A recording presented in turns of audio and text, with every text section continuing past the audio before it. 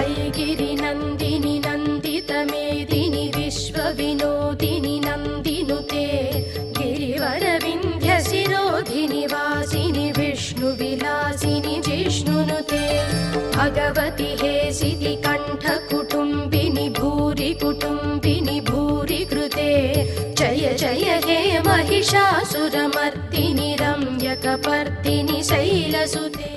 శారద తిరుగుతుంది పీఠాధిపతుల రూపంలోనే.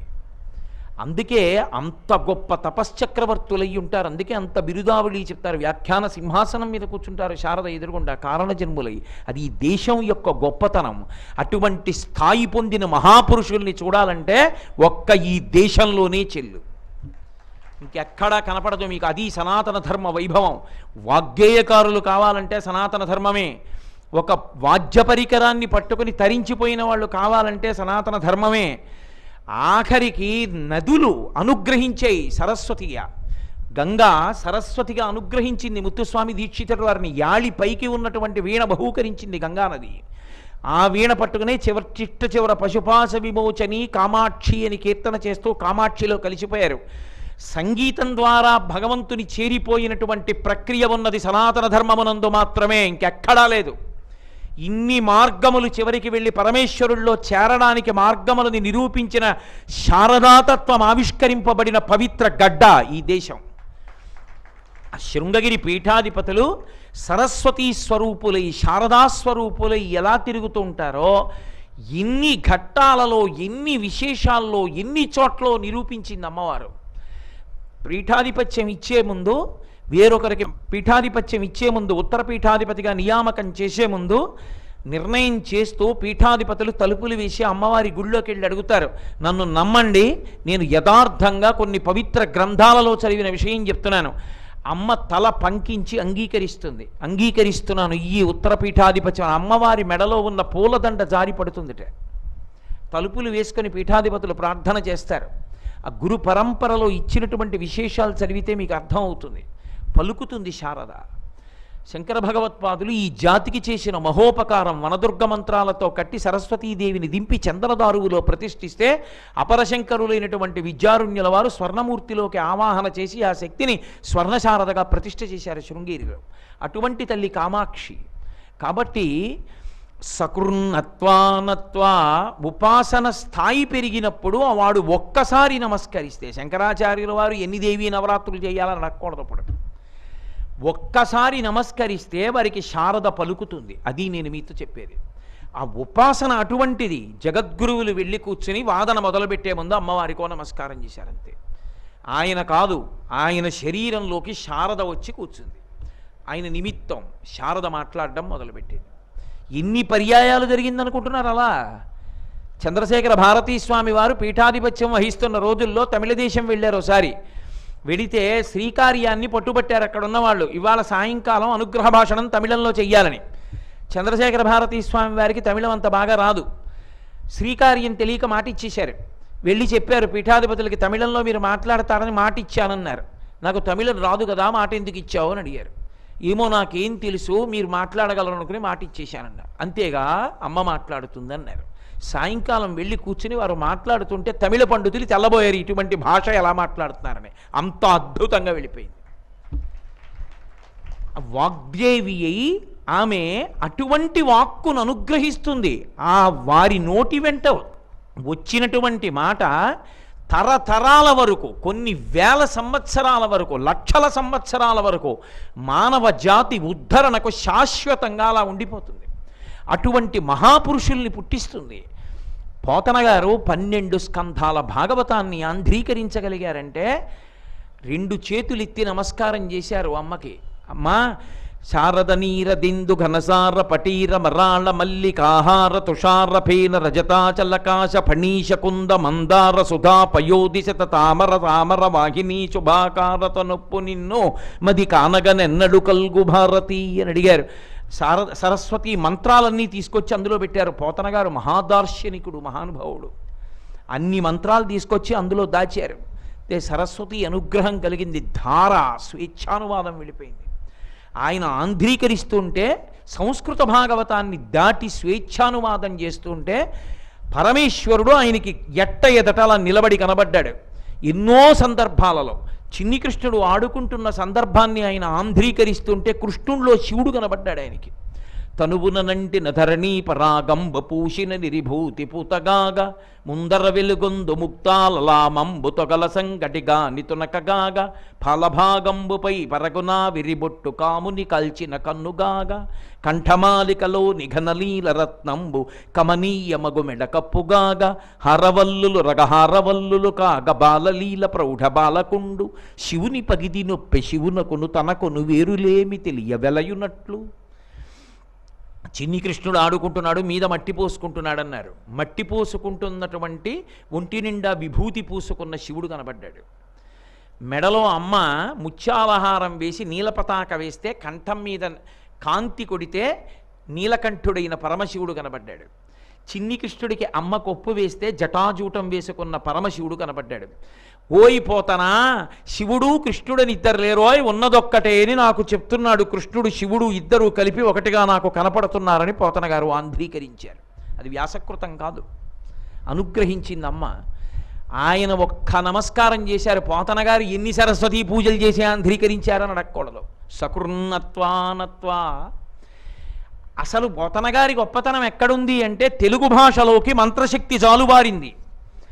మిగిలిన వాళ్ళు ఎవరైనా ఆంధ్రీకరిస్తే అలా వెళ్ళలేదు. జయిత్యతి బలోరామో లక్ష్మణశ్చ మహాబల రాజా జయితి సుగ్రీవో రాఘవేణాభిపాలిత. దీన్ని ఆంధ్రీకరించిన వాళ్ళు చాలామంది ఉన్నారు.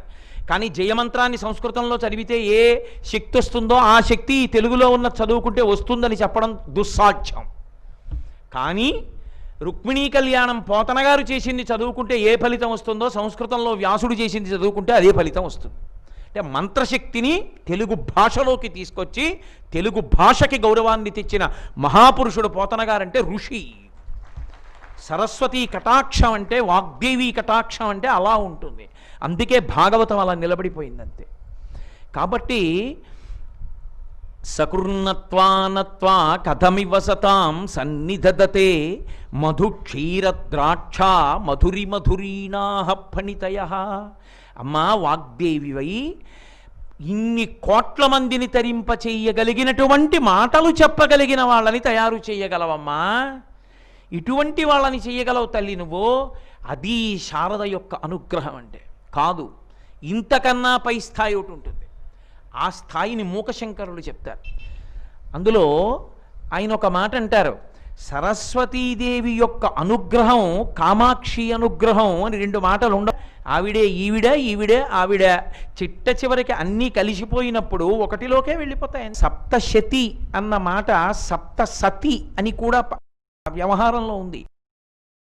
మనం సాధారణంగా సప్తశతీ పారాయణం అంటాం. సప్తశతీ పారాయణమే కాదు, దాన్ని సప్తసతీ పారాయణం అని కూడా అంటారు. సప్తసతి అని ఎందుకంటారంటే సతీ అన్న మాట పార్వతీదేవికి చెందుతుంది. ఆవిడ సతీదేవిగా శరీరాన్ని విడిచిపెట్టింది ఒకప్పుడు పతిభక్తితో. సప్తసతీస్వరూపం యొక్క వైభవాన్ని చెప్పింది కాబట్టి దానికి సప్తసతి అని కూడా పేరుంది.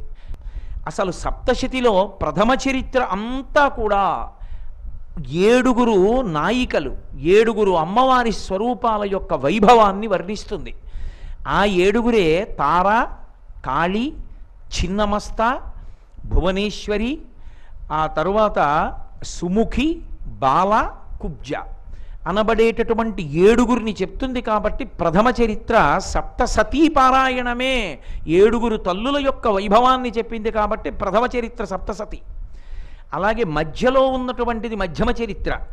ఆ మధ్యమ చరిత్రలో మళ్ళీ 7 రూపాలని చెప్తారు. అమ్మవారి యొక్క రూపాలు 7 రూపాల వైభవాన్ని చెప్తారు. అందుకని మళ్ళీ సప్తసతీ పారాయణం అది. అక్కడికి వచ్చేటప్పటికీ సరస్వతి, లక్ష్మి, కాళి, దుర్గ, లలిత, అరుంధతి, గాయత్రి ఈ 7 వైభవాన్ని చెప్తుంది. కాబట్టి మధ్యమ చరిత్ర సప్తశతి, 700 శ్లోకాలుగా ఉంటే సప్తశతి. అందులో మధ్యమ చరిత్ర 7 తల్లుల వైభవం చెప్పింది కాబట్టి మళ్ళీ సప్తసతి. 3వ చరిత్ర దగ్గరికి వచ్చేటప్పటికి ఉత్తమ చరిత్ర అంటారు. ఉత్తమ చరిత్ర దగ్గరికి వచ్చేటప్పటికి మళ్ళీ 7 తల్లుల యొక్క వైభవాన్ని మళ్ళీ చెప్తుంది. అందుకని మళ్ళీ సప్తసతీ పారాయణం. మళ్ళీ 7 దగ్గరికి వచ్చేటప్పటికి బ్రాహ్మి, వైష్ణవి, మహేశ్వరి, మహేంద్రి, కౌమారి, చాముండ, వారాహి, మళ్ళీ 7 గురించి చెప్పింది కాబట్టి ఉత్తమ చరిత్ర సప్త సతీపారాయణం. 3 ఏళ్ళు 21 మళ్ళీ ఒక 7 ప్రధానమూర్తుల్లోకి పరివసిస్తుంది. అలా వెళ్ళిపోయేటప్పటికి మళ్ళీ అదే మహాసరస్వతి, మహాలక్ష్మి, మహాకాళి, ఈ 3 కాకుండా దుర్గా, లలిత 5, శతాక్షి, అలాగే మనకి శ్రీశైలంలో ఉండేటటువంటి భ్రమరాంబ. ఒకచో వచ్చేటప్పటికీ మహాలక్ష్మి, మహాకాళి, మహాసరస్వతి స్వరూపాలు సప్తశతి అంతటా ఉన్నాయి కాబట్టి భీమ, నంద, రక్తదంతిక ఈ 3. ఇప్పుడు మళ్ళీ 7 కలిపి సప్తసతీ పారాయణం. 3 3 ఏళ్ళు 21. ఆ 21 మళ్ళీ చివరికి వచ్చేప్పటికి 7 రూపాలుగా మారుతాయి. ఈ 7 రూపాలు ప్రధానంగా ఒక కామాక్షిలోకో, లలితలోకో, దుర్గలోకో వెళ్ళిపోతాయి. కాబట్టి ఇప్పుడు ఇన్ని రూపాలు ఎక్కడున్నాయంటే అందులోనే ఉంటాయి. ఉండి ఆమెయే ఇన్నిటినీ అనుగ్రహిస్తూ వెళ్ళిపోతూ ఉంటుంది. సరస్వతీ స్వరూపం ఎంత గొప్ప స్థాయికి తీసుకెడుతుందంటే 3వ స్థాయిలో శివ శివ పశ్యంతి సమం శ్రీ కామాక్షి కటాక్షితా పురుష విపినం భవనం అమిత్రమిత్రం లోష్టంచ యువతి బింబోష్టం అంటారు మూకశంకరులు. శివ శివ అన్న రామ్రేడితో శివ శివ ఆశ్చర్యం. ఎంత ఆశ్చర్యం అమ్మా! ఆ శారద యొక్క కృప కలిగినటువంటి వాడు ఏ స్థాయికి వెళ్ళిపోతాడంటే శివ శివ పశ్యంతి సమం, వాడికి సమానంగా ఉంటాయిట. ఏవి? శివ శివ పశ్యంతి సమం శ్రీ కామాక్షి కటాక్షితా పురుష. కామాక్షి కటాక్షాన్ని పొందినటువంటి పురుషుడు ఏ స్థాయిని పొందేస్తాడు అంటే విపినం భవనం. భవనం అంటే భయాన్ని పోగొట్టే ప్రదేశం. మనకి రాత్రి వచ్చిందనుకోండి, ఏరా నిన్ను తీసుకెళ్ళి అడవిలో వదిలేనా అన్నాను అనుకోండి, అమ్మో వద్దండి అంటాం. అడవి అంటే భయం రాత్రి, పగలు భయమే నిజానికి. భవనంలో ఉంటే అమ్మయ్య మా ఇంట్లో మేము ఉన్నామంటాం. భవనంలో ఉండడం నిర్భయత్వం, అరణ్యంలో ఉండడం భయకారకం. విపినం భవనం అమిత్రమిత్రం. మిత్రుడు కనబడితే సంతోషం, శత్రువు కనబడితే భయం, ఏమైనా చేస్తాడేమోనని. లోష్టంచ, రాయి కనబడితే మనకెందుకు పనికి వస్తుందని. యువతి బింబోష్టం, యవ్వనంలో ఉన్న ఆడదాని యొక్క పెదవి కనబడితే సరే అదోపిచ్చి. కాబట్టి విపినం భవనం అమిత్రమిత్రం లోష్టంచ యువతి బింబోష్టం. కామాక్షి సరస్వతీ స్వరూపంగా అనుగ్రహించిన నాడు ఏ స్థితిని పొందేస్తాడంటేట అన్నీ ప్రసాదం. అది పట్టుకోవలసింది, అన్నీ సమానం. తుల్య నిందాస్తుతిర్మౌనీ సంతుష్టో ఏనకేన చిత్తనికేత స్థిరమతి భక్తిమాన్ మే ప్రియో నరహ అంటాడు గీతాచార్యుడు. అలా అన్నీ సమానం. అన్నీ సమానం అంటే ప్రసాద బుద్ధితో ఉంటాడని గుర్తు. ప్రసాదం పులిహార పెడితే బాగుండండి, చక్కెర పొంగలి పెడితే బాగుండండి, లడ్డూ పెడితే బాగుండండి, దధ్యోజనం పెడితే బాగుండండి అనకూడదు. అది ప్రసాదం. ఏది పెట్టనివ్వండి అది ప్రసాదం. అప్పుడు అది ఈశ్వరానుగ్రహాన్ని తెచ్చింది. కళ్ళకు అతుకుని నోట్లో వేసుకున్నావు, సుఖం వచ్చింది, ఈశ్వర ప్రసాదం. తాదాత్మ్యత లేదు. దుఃఖం వచ్చింది, ఈశ్వర ప్రసాదం. ఒక బుద్ధితో అనుభవిస్తాడు తప్ప ఒక దాని యందు పొంగు లేదు, ఒక దాని యందు కుంగు లేదు, ఒక దాని యందు భయం లేదు, ఒక దాని యందు సంతోషం లేదు. అన్నింటినీ సమానంగా చూస్తూ ఉండిపోగలిగినటువంటి స్థితికి ఎదిగిపోగలిగినటువంటి లక్షణం ఎప్పుడు వస్తుందంటే అదిగో సరస్వతీ కటాక్షం చేత అత్యంత పై స్థాయిలో వస్తుంది. వాడు బ్రహ్మజ్ఞాని, వాడు అంతటా బ్రహ్మాన్నే చూస్తూ ఉంటాడు. రామకృష్ణ పరమహంస శిష్యుడు ఒక ఆయన ఉండేవాడు, చాలా చిన్నవాడు. ఆ పిల్లవాడు అలా వెళ్ళిపోతుంటే ఆవును కొడుతున్నాడు ఒక ధనికుడు. కొడుతుంటే ఆ పిల్లవాడు పరిగెత్తికి అన్నాడు, అయ్యో అయ్యో ఆవుని కొట్టకండి, అలా కొట్టకూడదు ఆవును అన్నాడు. ఆవుని కొట్టకపోతే నిన్ను కొట్టనా అన్నాడు. నన్ను కొట్టే ఆవుని కొట్టకుండా ఉంటారా అన్నాడు. ఉంటాను, కొట్టనా అన్నాడు. కొట్టండి అన్నాడు. ఉంగున్నాడు, కొరణాలు పెట్టి కొట్టాడు. కొడితే ఆ పిల్లవాడు స్పృహ తప్పి పడిపోయాడు. వాడు వేదం చదువుకునే బ్రహ్మచారి, వాడికి ఏం ఓపిక ఉంటుంది, పడిపోయాడు. పడిపోతే అటుగా వెళ్ళిపోతున్న పరమహంస శిష్యులు చూసి గబగబా పరిగెత్తుకొచ్చారు. వచ్చి అయ్యో అయ్యో అయ్యో అయ్యో ఇలా కొట్టేశారు ఏమిటని వాడిని పాపం చేతుల మీద మోసుకెళ్ళారు. స్పృహ లేదు.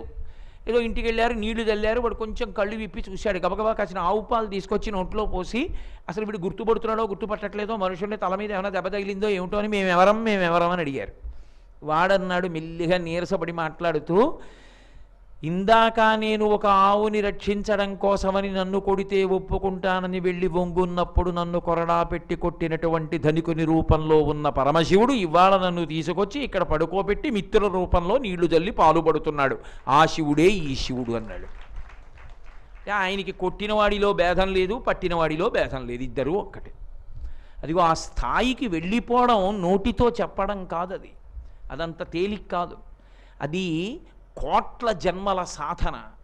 అది అమ్మవారు అనుగ్రహించి కటాక్షితాహ, ఏదో పెద్ద కష్టపడి ఇలా ఇలా చూడక్కర్లేదు ఆవిడే, ఇలా చూస్తే చాలు, పొట్టి చూపుతో ఇవ్వగలదు. అది సరస్వతి వైభవం అంటే. ఆ శారదానుగ్రహం యొక్క వైభవం తెలుసుకుని కాలమునందు ఈ నవరాత్రుల వైభవాన్ని తెలుసుకుని రెండింటినీ సమన్వయం చేసుకోవటం చేత కాకపోవడమే అనుష్ఠాన బలాన్ని కోల్పోవడం. అది లేనప్పుడు ఇంకా ఆ శారదా నవరాత్రులు ఎన్నొస్తే మాత్రం మనుష్య జీవితానికి ఉపయుక్తం అవుతాయి, అనుష్ఠించిన వాడికి ఉపయుక్తం అవుతాయి. అందుకని సరస్వతీదేవి యొక్క అనుగ్రహం ఎంతపై వరకు నిలబెట్టగలదో అలా నిలబెట్టగలిగిన ఆ సరస్వతి అనుగ్రహం పరిధి వెళ్ళిపోయి ఉండేటటువంటి కాలం, అనుగ్రహానికి ఉపయుక్తమైన కాలం ఇదిగో ఈ 9 రోజులు. ఈ 9 రోజులు ఉపాసన చెయ్యాలి. చేస్తే అమ్మవారు విశేషంగా అనుగ్రహిస్తుంది. అందున ప్రత్యేకంగా ఈ అనుగ్రహంలో మనం అనుసంధానం చేసేటటువంటి ప్రధానమైనటువంటిది చండీ సప్తశతి. చండీ అని పిలుస్తాం. చండీ అంటే చెడి కోపనే ఇది చండీ అని, కోపంగా ఉంటుంది కాబట్టి చండీ కాదు. అసలు మీకు ఒక పెద్ద విశేషం ఏమిటో తెలుసా? చండీదేవి అంతటి అందగత్తె లేదు, అంతటి సౌమ్యమూర్తి.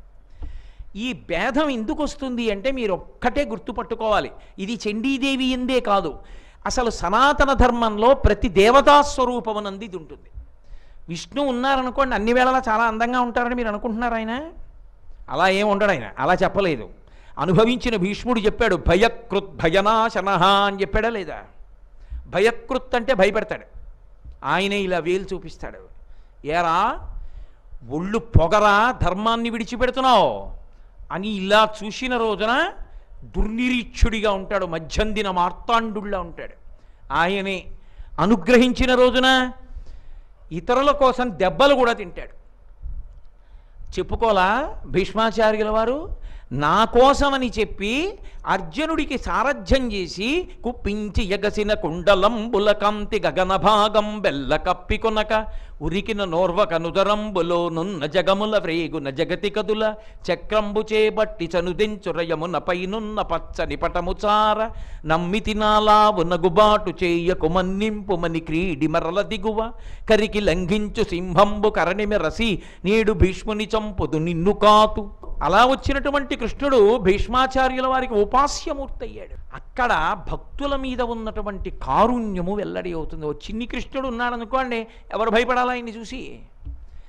భక్తులైన వాళ్ళకి అనుగ్రహ స్వరూపంతో ఉంటాడు, శత్రువైన వాళ్ళకి భీకర స్వరూపంతో ఉంటాడు. అదే పరమాత్మ. అందుకే చంద్ర సూర్యౌచ నేత్రే అన్నదానికి అర్థం ఏమిటంటే, ఎవడు భక్తుడిగా ఉన్నాడో వాడికి చంద్రుడు, ఎవడు ధర్మాన్ని పాడు చేశాడో వాడికి భయంకర రూపం. హిరణ్యకశిపునికి నరసింహస్వామిని చూస్తే హడిలిపోయి చచ్చిపోయాడు. ప్రహ్లాదుడు లక్ష్మీదేవి దగ్గరికి వెళ్ళడానికి భయపడింది ఆ రూపాన్ని చూసి. ప్రహ్లాదుడు తిన్నగా వెళ్ళి ఆయన దగ్గరికి వెళ్ళి నిలబడి, ఏమిటి అల్లరి ఏమిటి, ఆ కేసరాలు ఏమిటి, ఆ మీసాలు ఏమిటి, ఆ గడ్డం ఏమిటి, ఆ అరుపులు ఏమిటి, ఆ కేకలు ఏమిటి, ఆ దంస్టలు ఏమిటి, భయం అనుకుంటున్నావా? నీకన్నా భయంకరమైంది ఒకటి ఉంది లోకంలో, నేను చూశానన్నాడు. తెల్లబోయాడు నరసింహస్వామి. నాకన్నా భయంకరమా? అవును, సంసారం నీకన్నా భయంకరమైంది, దాని ముందు నీదెంత? నువ్వు కృపామూర్తివి, పైకి అలా ఉన్నావు, ఎంత లోపల ప్రేమో. కావాలంటే భాగవతం చదవండి మీరు. ఇంతటి నరసింహస్వామి పొంగిపోయాడు. హిరణ్యకశిపుడికి నరసింహస్వామిలో ఉగ్రమూర్తి కనబడ్డాడేమో, ప్రహ్లాదుడికి ప్రసన్నమూర్తి కనబడ్డాడు. ఒకడే భయకృత్ భయనాశన. ఉత్తరాగర్భంలో ఉన్నటువంటి పరీక్షిత్తుకి బ్రహ్మాస్త్రం వచ్చేస్తుంటే విష్ణు అడ్డుపడ్డారు. అడ్డుపడ్డప్పుడు బ్రహ్మాస్త్రానికి భయంకర రూపంతో కనపడి లోపలికి పుచ్చుకున్నాడు. అదే విష్ణు ఇటు తిరిగి రూపం చూస్తే ఏదో ర్యాలీలో ఉన్న జగన్మోహిని కేశవమూర్తిలాగా పరీక్షిత్తుకి ఎంతో అందంగా కనబడ్డాడు. ఆ మూర్తి కోసం వెతికాడు పరీక్షిత్తు. బయటకు వచ్చిన తర్వాత ఒకడే. బాగా గుర్తుపెట్టుకోవాలి మీరు, సనాతన ధర్మంలో భయపెట్టడానికి ఓడు, ఆ భయం పెట్టేవాడిని పోగొట్టడానికి ఓడు ఉండరు. సనాతన ధర్మంలో భయపెట్టినా పరమాత్మయే, సేద తీర్చినా పరమాత్మయే. భయపెట్టడం ఎందుకు అంటే మన అధర్మం వల్ల. సేద తీర్చడం ఎందుకు అంటే ధర్మం ఎక్కడుందో అక్కడంత ప్రసన్నమూర్తిగా నిలబడతాడు. రామచంద్రమూర్తిని చూస్తే మునులు మోహించారు, పుంసామోహన రూపాయ పుణ్యశ్లోకాయ మంగళం.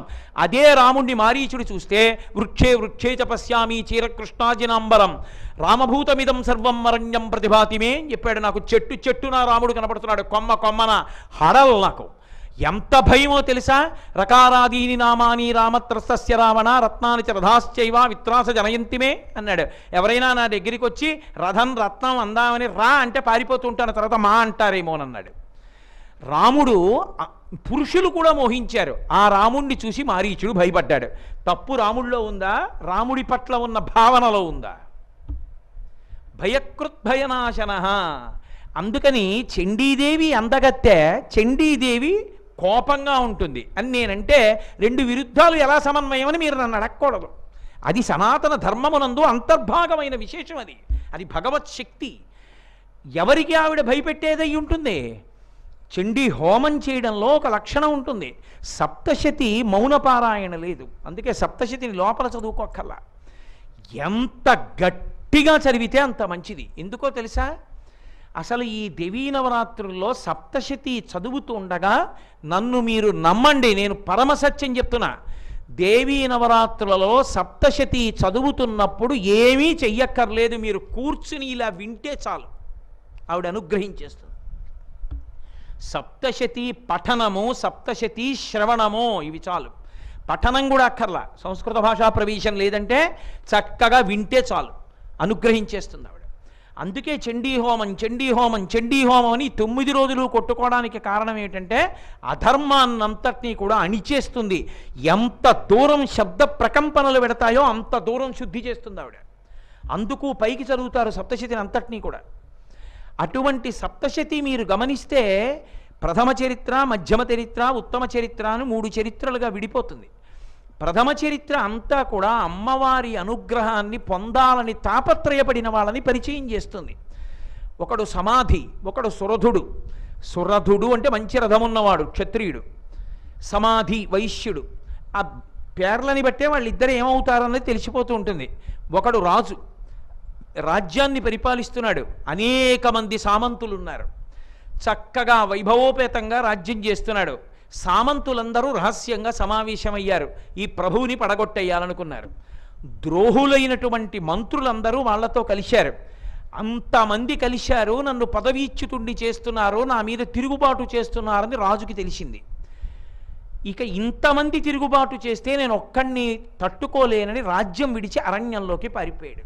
ఐగిరి నందిని నందిత మేదిని విశ్వ వినోదిని నందినుతే గిరివర వింధ్య శిరోధిని వాసిని విష్ణు విలాసిని జిష్ణునుతే భగవతి హేసితి కంఠ కుటుంబిని భూరి కుటుంబిని భూరి కృతే జయ జయ హే మహిషాసురమర్దిని రమ్యకపర్దిని శైలసుతే.